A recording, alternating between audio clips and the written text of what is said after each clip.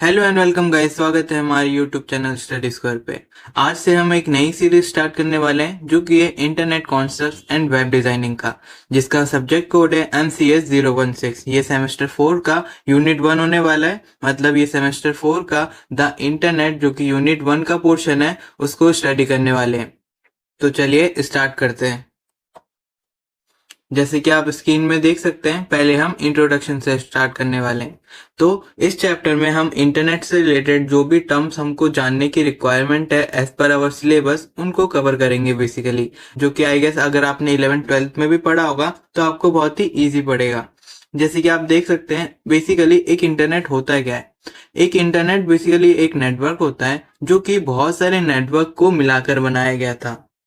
Older times एक ही internet बना था जिसका नाम था ARPANET, जो कि एक ग्रुप ऑफ रिसर्चर की टीम ने बनाई थी, जहां पर वो अपने रिसर्च से रिलेटेड कुछ इंफॉर्मेशन को शेयर कर रहे थे।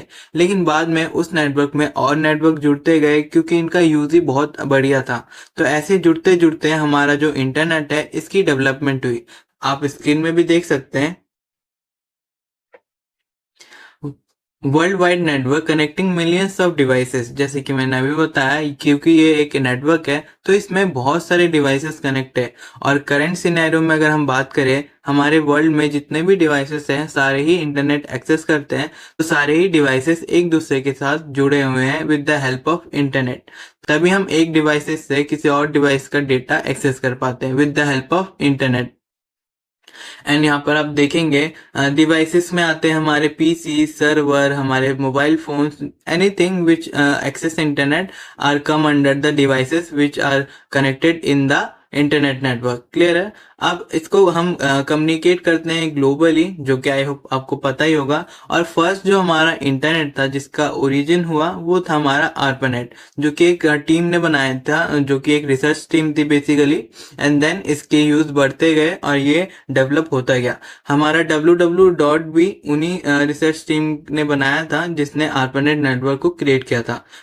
अब इस www के अंदर हम करते हैं क्या, बेसिकली हम अपने वेबसाइट्स को लिस्ट कर रहे होते हैं।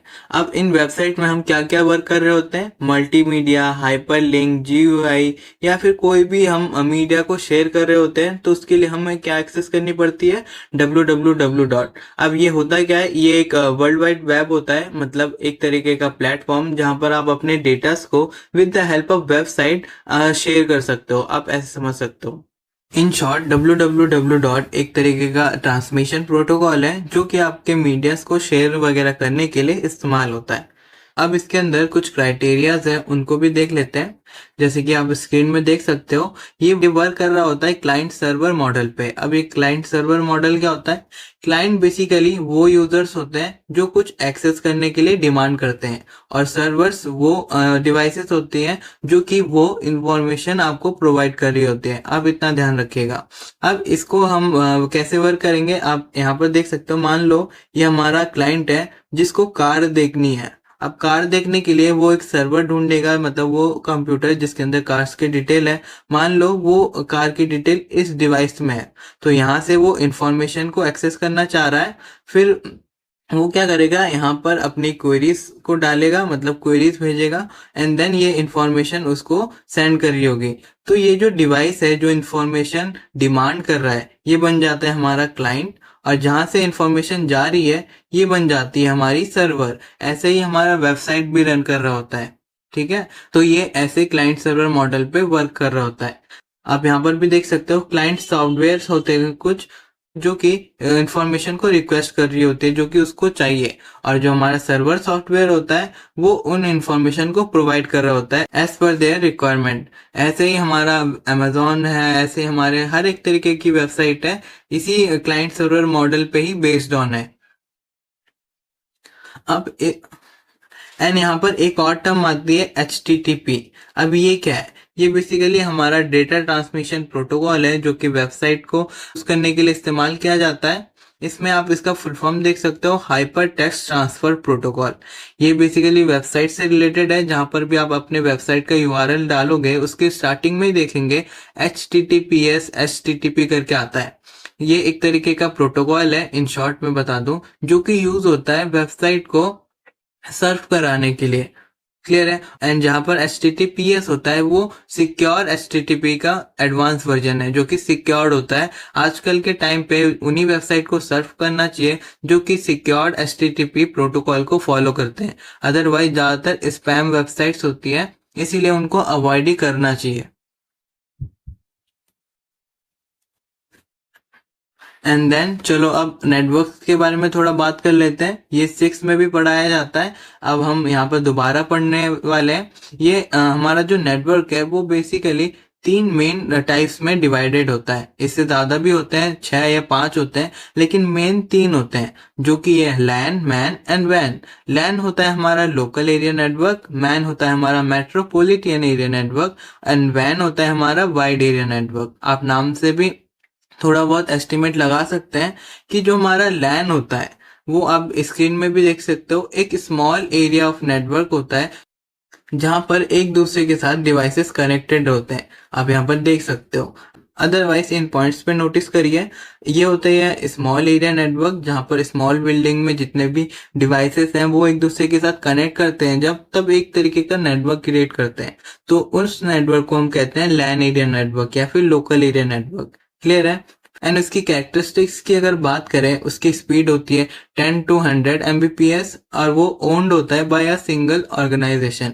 जैसे कि मान लीजिए आपने वाईफाई खरीदा एंड उस वाईफाई से आपने सारे डिवाइसेस को कनेक्ट कर लिया अपने घर के, तो उस वाईफाई को आप एज एन सिंगल ओनर ही मेंटेन करोगे, एंड उस वाईफाई के अंदर जो भी डिवाइसेस एक दूसरे के साथ कनेक्टेड है वो एक तरीके का नेटवर्क क्रिएट कर रहा है। क्लियर है। तो यही नेटवर्क को हम लैन भी कहते हैं, एंड उसको हम ऑफिस बेस में भी इस्तेमाल करते हैं एंड हाउस होल्ड वाइज भी इस्तेमाल कर लेते हैं। लेकिन जब उस नेटवर्क को हम और थोड़ा एक्सटेंड कर लेते हैं, जैसे कि आप नेक्स्ट देख सकते हो मेट्रोपॉलिटन एरिया नेटवर्क का, मैन का, यहाँ पर हमने 2-4 लैन को एक दूसरे के साथ कनेक्ट कर दिया, तो ये थोड़ा वाइड रेंज हो गया, मतलब ये थोड़ा बड़ा नेटवर्क हो गया, और इसकी जो कनेक्टिविटी है वो भी इंक्रीज होगी, तो इसको हम मेट्रोपॉलिटन एरिया नेटवर्क कहते हैं, जैसे कि आप इस स्क्रीन में देख सकते हो नीचे।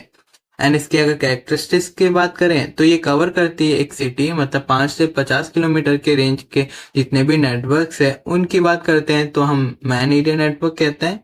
और ये कनेक्ट होता है मल्टीपल लैंस से, जैसे कि मैंने अभी बताया, and managed by service providers.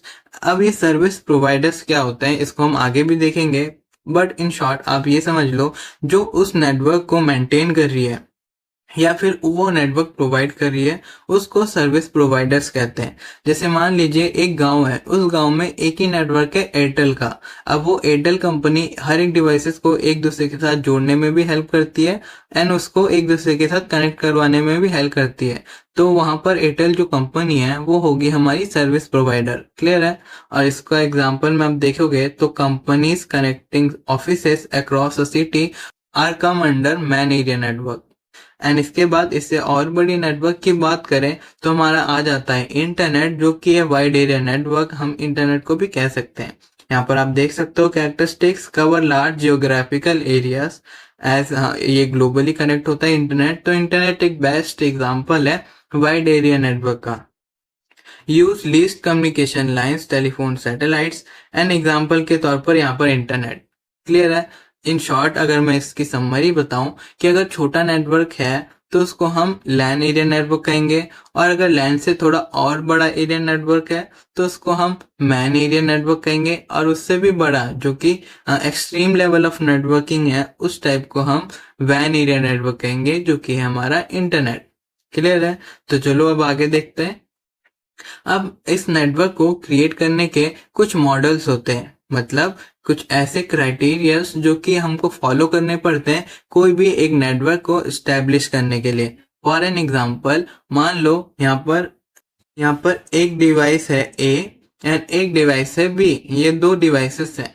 अब इन दोनों को कनेक्ट करने के लिए हमको कौन कौन से क्राइटेरियाज का ध्यान रखना पड़ेगा, कौन कौन से हमको मेजरमेंट्स का ध्यान रखना पड़ेगा, वो डिफाइन होता है नेटवर्किंग मॉडल्स के द्वारा।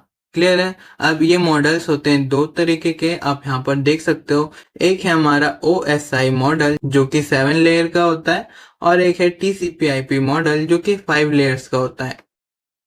अब पहले हम OCI मॉडल के बारे में बात कर लेते हैं। तो इसका फर्स्ट लेयर होता है फिजिकल लेयर, जिसके अंदर फिजिकल रिक्वायरमेंट्स का ध्यान रखना पड़ता है। जैसे ट्रांसमिशन मीडियम क्या होगा, सिग्नल्स आ रहा है नहीं आ रहा, सिग्नल्स ठीक ठाक है या नहीं है, इन सबसे रिलेटेड फिजिकल जो भी हमको देखना होता है एक नेटवर्क के अंदर, वो सारे फिजिकल लेयर में आते हैं। एंड डेटा लिंक में हमारे पास डेटा कैसे फ्रेम होके ट्रांसमिट होएगा, कोई एरर तो नहीं है वो डिटेक्ट करना, मैक एड्रेस कौन सा है, कौन से लोकेशन में जाएगा, ये सारे डिटेल्स हम डेटा लिंक के अंदर इस वाले लेयर में देखते हैं या फिर सॉर्ट वगैरह करते हैं। एंड नेटवर्किंग लेयर में हम अपने राउटिंग के एड्रेसेस या फिर कौन से लोकेशन में उसको भेजना है, ये सब चीजें हम देखते हैं किसके अंदर, नेटवर्किंग लेयर में। एंड ट्रांसपोर्ट लेयर में एज पर द नेम आप समझ सकते हो, एंड टू एंड डिलीवरी हो रही है नहीं हो रही, उसका फ्लो कैसा है, उसकी स्पीड कैसी है, इन सब से रिलेटेड हम ट्रांसपोर्ट लेयर में इसको मेजर करते हैं या फिर सॉर्ट करते हैं। एंड सेशन लेयर वो लेयर होती है जहां पर एक पर्टिकुलर साइकिल में डेटा ट्रांसमिट हुआ है या फिर नहीं हुआ, उन सब से रिलेटेड हम इसको इस लेयर में देखते हैं। जैसे मान लो एक डेटा सेंड होना है तो उसको 3 साइकिल चलाना होगा, तब जाके पूरा का पूरा डेटा वहां पे सेंड हो पाएगा एक लोकेशन से दूसरे लोकेशन में, तो वो सेशन लेयर में काउंट होता है, मतलब उसमें डील कर रहा होता है। फिर आता है प्रेजेंटेशन लेयर, मतलब हमारा जो डेटा है उसकी इंक्रिप्शन कैसी होगी, उसका कंप्रेशन मतलब उसकी साइज वगैरह कैसी होगी, उसकी ट्रांसलेशन मतलब उसको कैसे लिखा जाएगा, इन सबसे रिलेटेड हमारा प्रेजेंटेशन लेयर बना हुआ रहता है। एंड एप्लीकेशन लेयर वो लेयर होता है जो कि UI बेस्ड होता है, जो कि यूजर अपने आप से उसको मतलब एक्सेस कर पा रहा होता है। जैसे अगर ईमेल की बात करें तो ईमेल में कहाँ पर कौन सी चीज लिखेंगे जिससे कि वो मैसेज एक दूसरे के साथ शेयर कर पाए, तो वो एप्लीकेशन लेयर पे आ जाता है, जिसको हम सॉफ्टवेयर कहते हैं। ठीक है, तो ये था हमारा OSI मॉडल लेयर 7। बट हमारे पास एक और मॉडल है जो कि TCP/IP, जो कि ब्रॉडली यूज भी होता है, आपने सुना भी होगा। इसमें 5 ही लेयर होते हैं। जो हमारा नीचे का 3 लेयर है वो एक ही में कंसीडर हो जाता है। इस वाले पार्ट में आप देख सकते हो, जो कि एप्लीकेशन नाम से ही डिनोट किया जाता है। अब इसमें भी physical data link and network और ट्रांसपोर्ट जो भी लेयर्स है वो सिमिलरली मैंने अभी बताया तो सेम ही वर्क होगा। एंड एप्लीकेशन लेयर में ये तीनों कंबाइंड हो जाते हैं। तो ये था हमारा नेटवर्किंग मॉडल, जो कि आपको पता होना चाहिए कि हमारा जो अब जब भी हम नेटवर्क क्रिएट करते हैं तो उसके अंदर कौन कौन सी चीजें का ध्यान रखना पड़ता है। जैसे उसकी पोर्ट्स क्या होंगे, उसकी मैक एड्रेस क्या होगी, उसकी लोकेशन क्या होगी, कितना डेटा हमको सेंड करना है, किस वे में उसको इनक्रिप्ट करना है, कि कहाँ पर वो जाएगा, कब जाएगा, कौन से चैनल के थ्रू जाएगा, इन सब से रिलेटेड ये नेटवर्किंग मॉडल्स डिफाइन होते हैं। क्लियर है? अब चलो आगे बढ़ते हैं। फिर आता है हमारे एक इम्पॉर्टेंट टॉपिक, पैकेट स्विचिंग। तो पैकेट स्विचिंग में एक स्टोरी से बताता हूँ ये होता क्या है। जैसे मान लो आपका डिवाइस मतलब आपका फोन है, आपके मदर के फोन से कनेक्टेड है, जहां पर आप अपने मान लो किसी भी इवेंट के फोटोज आपके मदर को सेंड करना चाह रहे हो। तो इसके लिए आप क्या करोगे, दोनों डिवाइस को कनेक्ट करोगे। तो जैसे हम दोनों डिवाइस को कनेक्ट करते हैं तो वो ऑक्यूपाई हो जाते हैं हमारे डिवाइसेस के रिसोर्सेज, मतलब एक दूसरे के साथ कनेक्ट किया तो उसकी कनेक्शन बन गई। अब उसके अलावा कोई और कनेक्शन नहीं बना सकते। बेसिकली यही होता है। जैसे ब्लूटूथ अगर पेयर कर रहे होते हैं एक डिवाइसेस के साथ दूसरी डिवाइस, तो तीसरी डिवाइस हम पेयर नहीं कर पाते, आप ऐसे समझ सकते हैं। तो इसी चीज को हम अवॉइड करने के लिए एक टर्म लाते हैं, पैकेट स्विचिंग। इसमें क्या होता है, आप डेटा तो शेयर कर सकते हो बट आपकी जो कनेक्टिविटी है वो हमेशा बनी नहीं रहती। जब आपको डेटा सेंड करना होगा तभी बनेगी, अदरवाइज वो कोई और भी कनेक्शन को कनेक्ट कर सकता है। मैं इन जनरल बता दूं कि ऐसे मान लो ये एक डिवाइस है और ये एक डिवाइस है जो कि कनेक्टेड है। ठीक है, अब मान लो एक डेटा आपको सेंड करना है तो ये लगातार कनेक्शन बनाए रखना पड़ता है ना। तो ये हो जाती है हमारी नॉर्मल कनेक्टिविटी। लेकिन पैकेट स्विचिंग में क्या होता है, मान लो ये एक डिवाइस है और ये एक डिवाइस है, इसकी कनेक्शन तो बनेगी लेकिन हमेशा नहीं बनेगी। मान लो आपको 1 सेकेंड में एक डेटा सेंड करना है तो उसी मोमेंट में एक डेटा यहाँ से निकलेगा और कनेक्शन के द्वारा यहाँ पे सेंड हो जाएगा और फिर कनेक्शन जो है वो हमारी टूट जाएगी। मतलब मान लो एक्सेस नहीं हो रही तब कनेक्शन, तो इसको पैकेट स्विचिंग कहते हैं। तो उस मोमेंट में आप नेक्स्ट मोमेंट में क्या कर सकते हो, दूसरा डेटा किसी और डिवाइस को भी भेज सकते हो एंड देन किसी और को भी, लेकिन यहाँ पर जो कनेक्शन था यहाँ पर वो नहीं कर सकते बेसिकली। आई होप आपको समझ में आया होगा। अदरवाइज यहाँ पर आप पॉइंट्स दे सकते हो। Data divided into small packets, as we already know data small chunks में डिवाइडेड होता है and each travels independently, but the packets may take different routes and assemble at same destination. As I try to understand you कि हमारा जो data है वो channel पे depend नहीं करता, बस लोकेशन बता दो, वो किसी भी चैनल के थ्रू जाएगा और वहां पे वो असेंबल हो जाएगा। तो डेटा क्या हो रहा है, एक लोकेशन से दूसरी लोकेशन में ट्रांसफर ही तो हो रहा है, तो इसी को हम पैकेट स्विचिंग कहते हैं। लेकिन पहले नहीं होता था, पहले अगर एक बार कनेक्शन बना लिया तो वो कनेक्शन तब तक बना रहता था जब तक कि हम उसको टर्मिनेट नहीं कर रहे होते थे, जो कि एक तरीके का हमारा सोर्स ऑक्यूपाइड रहता था। लेकिन पैकेट स्विचिंग में ऐसा नहीं होता। हम इसमें क्या करते हैं, बता देते हैं कि हमको ये डेटा वहां पे सेंड करना होता है, तो एक बार हमने प्रोसेस एग्जीक्यूट कर लिया तो वो डेटा स्मॉल पार्ट्स में डिवाइड होके कैसे भी किसी भी रूट से जाएगा और उस डिवाइस में जाके असेंबल होके सेव हो जाएगा। बस इतना। यहाँ पर आप देख सकते हो राउटर्स जो होते हैं वो फॉरवर्ड कर देते हैं पैकेट्स एंड देन वो डेस्टिनेशन में जाके सेव हो जाता है। इसका एडवांटेज में आप अगर देखोगे तो ये एफिशिएंट यूज ऑफ बैंडविड्थ है, जैसे कि अभी बताया, and many users share network at same time. हाँ जी, जैसे कि मैंने अभी बताया था कि एक से ज्यादा यूजर्स भी उस डिवाइसेस से फिर वो कनेक्ट हो पाते थे। एंड नाउ हम आते हैं हमारे एक्सेस ऑफ इंटरनेट। हम इंटरनेट को एक्सेस कैसे करते हैं। आपसे अगर पूछा जाए तो आप इन जनरल बोलोगे कि हम दुकान में जाके रिचार्ज कर लेते हैं और हमारा इंटरनेट हमको मिल जाता है।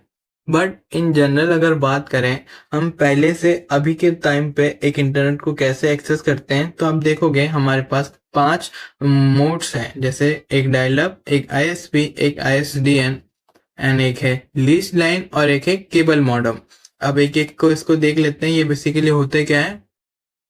पहला है हमारा डायल अप, मतलब मॉडम प्लस टेलीफोन। अब देखिए ये मॉडल आया कैसे। पहले के जमाने पे क्या होता था, हमारे पास लैंडलाइंस होती थी।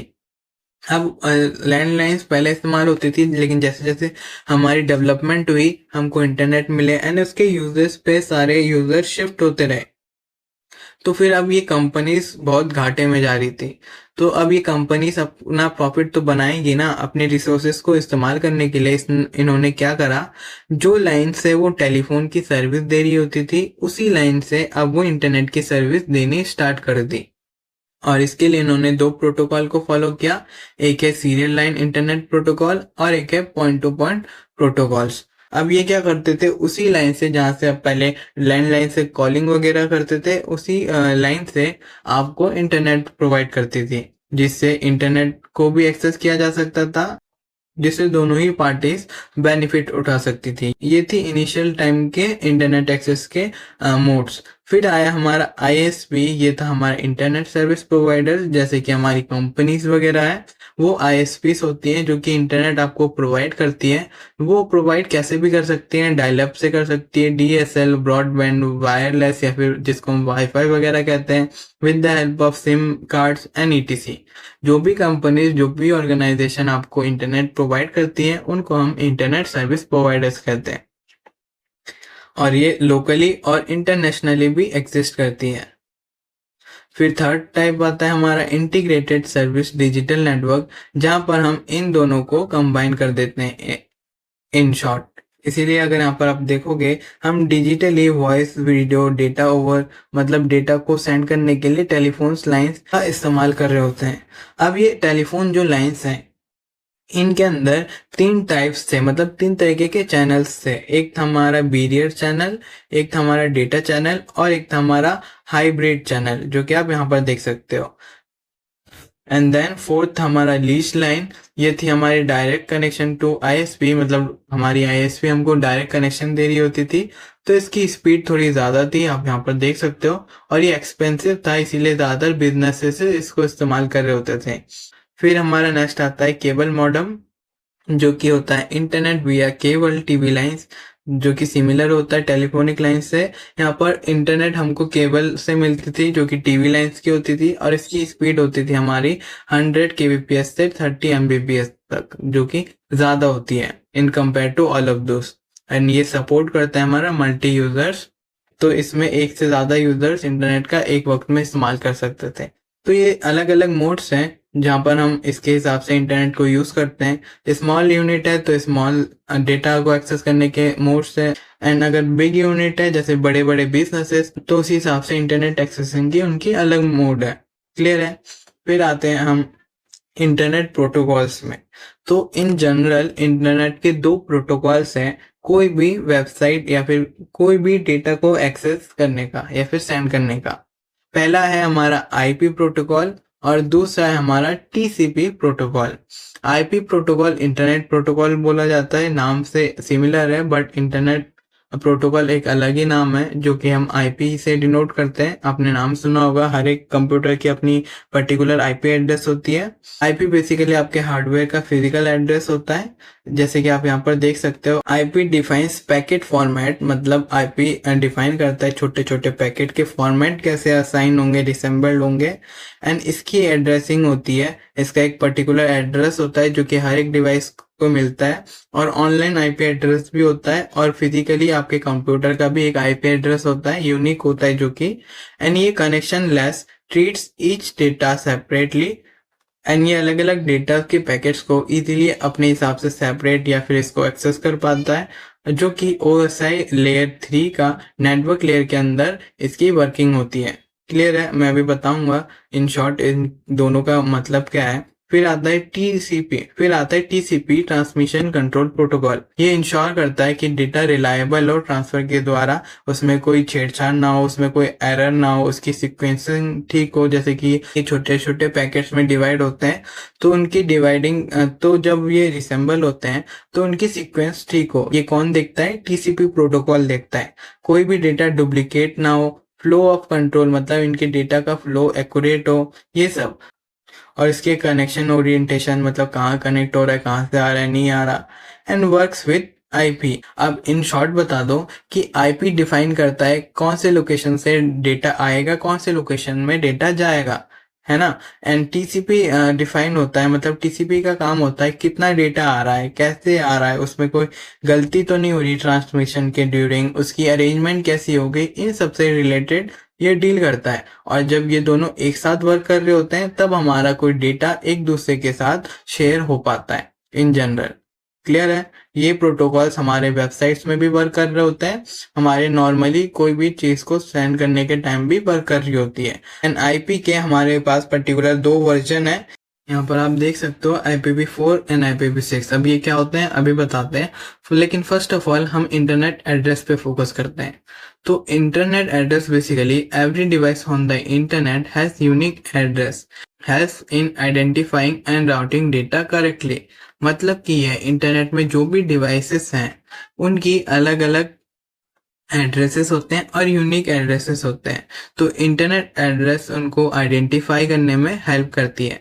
अब ये इंटरनेट जो एड्रेस है वो बेसिकली हम डोमेन नेम से हम आइडेंटिफाई या फिर उसको लोकेट कर रहे होते हैं, जो कि बाउंड होता है उसकी आईपी नंबर से। हम आईपी नंबर शो नहीं करते, लेकिन उसके बिहाफ में हम डोमेन नेम को शो करते हैं। जैसे कि आप यहाँ पर देख सकते हो, जैसे गूगल का डोमेन नेम है www.google.com, यहाँ पर आप देख सकते हो, जो कि उसकी एड्रेस को शो कर रही होती है। जैसे हम google.com लिखेंगे, ये हमको गूगल के उस कंप्यूटर तक, उस कंप्यूटर के लोकेशन तक पहुंचा देगा जहां पर वो पर्टिकुलर कोई भी इंफॉर्मेशन शेयर कर रहा होता है।